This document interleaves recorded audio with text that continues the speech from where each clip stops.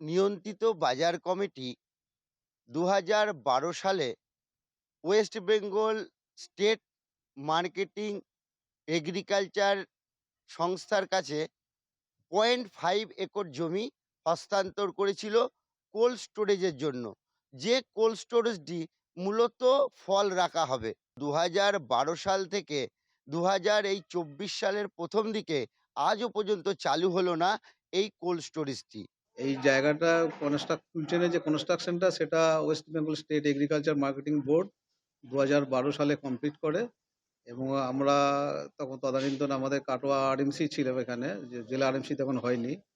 Katwa আরএমসির secretary সাহেব এবং chairman সাহেব উভয়ে মিলে ০.৫০ একর ল্যান্ড আমরা West Bengal state agriculture marketing বোর্ডকে হস্তান্তর করি। এখন সেই হিসাবে দেখতে গেলে এটার পুরো কুলচেনটার মালিক হচ্ছেন বর্তমানে West Bengal state agriculture marketing board.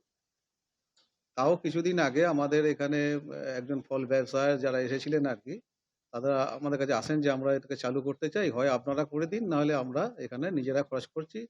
খরচ করে যেটা খরচ হবে সেই খরচের বেসিসে আপনারা ভাড়া কেটে নেবেন। ভাড়া কেটে নিয়ে আমাদেরকে চালু করতে দিন। আমরা সেই প্রস্তাবটা মাননীয় জেলা শাসক অনুমোদন নিয়ে আমরা সেটা ওয়েস্ট বেঙ্গল স্টেট মার্কেটিং এর ঊর্ধ্বতন কর্তৃপক্ষকে আমরা জানাই বিষয়টা। বিষয়টা ওনারা একটা উত্তর দেন সেখানে ২০২১ সালের সেপ্টেম্বরে সাধারণত, যে বিষয়টা একটা সংস্থা কেস করার জন্য সুপ্রিম কোর্টে কেস থাকার জন্যে এই বিষয়টাকে এখন দেয়া যাচ্ছে না বা কোনো কিছু করা যাচ্ছে না। এখানে খুললে আমাদের এটা একটা বিরাট একটা সুবিধা হয় যদি সরকার পক্ষ থেকে কোনো রকম কোনো স্টেপ নেয়।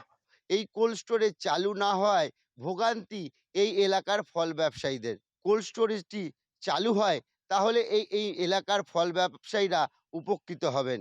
আমার শহর কাটোয়া থেকে চন্দন সেনগুপ্ত, কলকাতা টিভি।